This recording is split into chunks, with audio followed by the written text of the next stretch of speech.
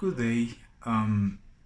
In order to analyze first what happens with the gravitational force inside of a tunnel that goes through and through a given planet, we will start by considering that there are two basic facts that we will use without proof.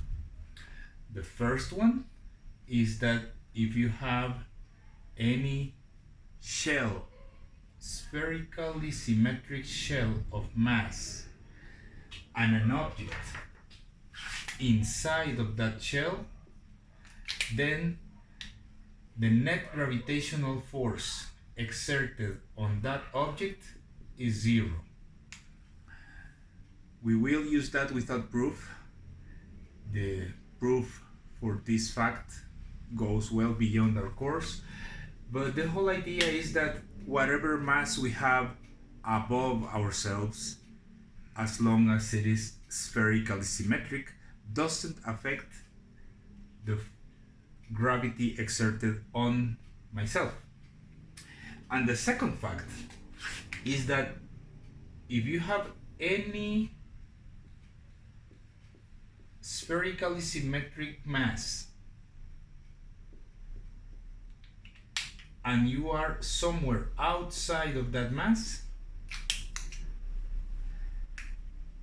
then the gravitational force behaves exactly as if it were a point particle. This mass might as well be just a point mass m, and you yourself be at this distance r, and you will still have a gravitational force equal, according to Newton's law, g m little m for yourself divided by r squared. So it doesn't matter that the object is a sphere of radius r, you still have a behavior exactly as if it is a point particle. So, given that we take these two things as axiomatic, how do we consider what's happening when you have a planet? We will assume several things about this planet. First of all, we will consider that it's a planet of uniform density. That is, of course, a volumetric density. Secondly, we will consider that it is rotationally stationary.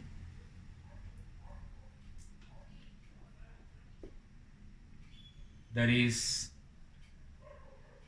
it is not spinning, basically. And so, if this planet is not spinning and you have a tunnel all throughout of length 2r, where the total mass of the planet is m and the radius of the planet is r from the center to the surface, then we want to know what's happening with the gravitational force at some point, pretty much at any height measured from the origin of the planet. Say, if you have a tunnel that goes through and through the planet like this, and somebody happened to drop a little pebble over here, we will probably think that it's going to accelerate downward and then it's going to decelerate, because the gravitational force is always pulling towards the center. But we need to prove that. We need to prove that the force is smaller as you go into the planet, and then it becomes larger. So the basic idea is that force exerted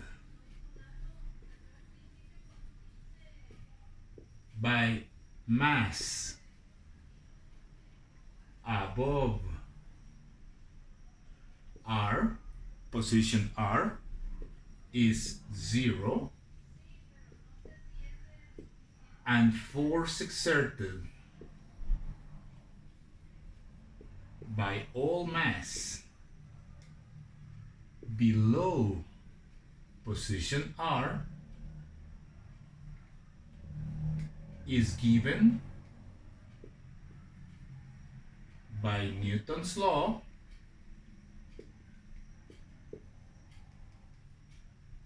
with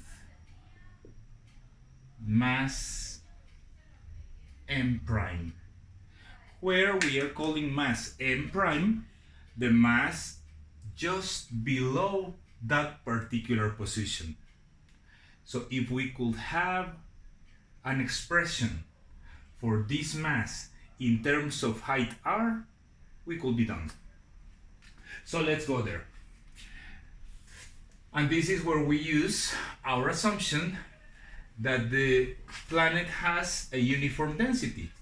Because if it has a uniform density, then this volumetric density rho is equal to the total mass divided by the total volume of the sphere. We will approximate it as a solid sphere, but it will also be equal to the blue mass just below position R divided by this segment of the volume.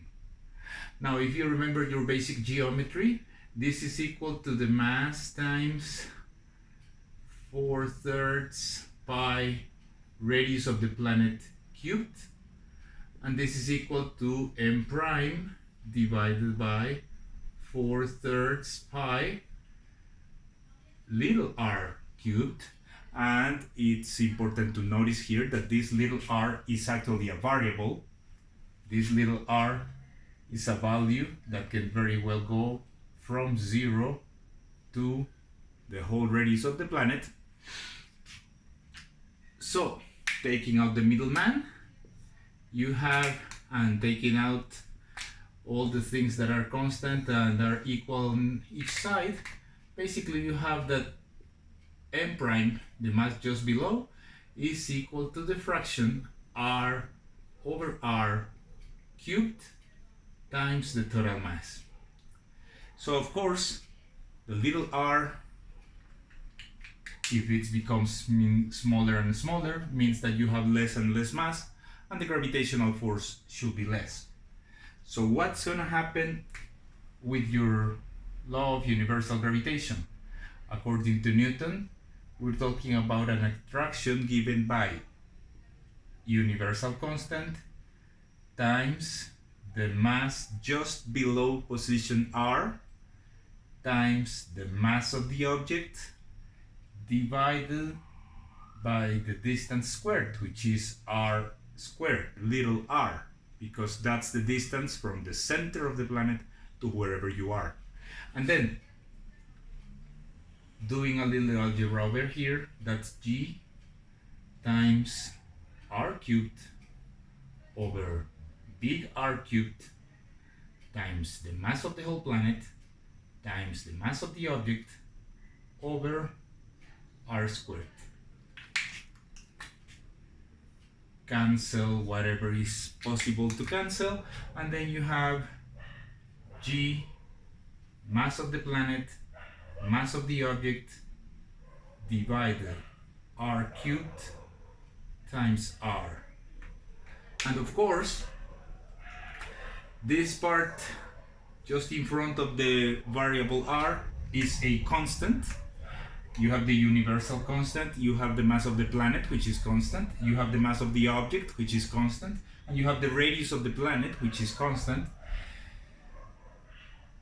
Which means that this equation is basically of the form y equals mx, or in other words, it is a linear function. Therefore, if you consider a qualitative graph of force relative to r from 0 to the radius of the planet, your force should be growing according to a linear proportionality.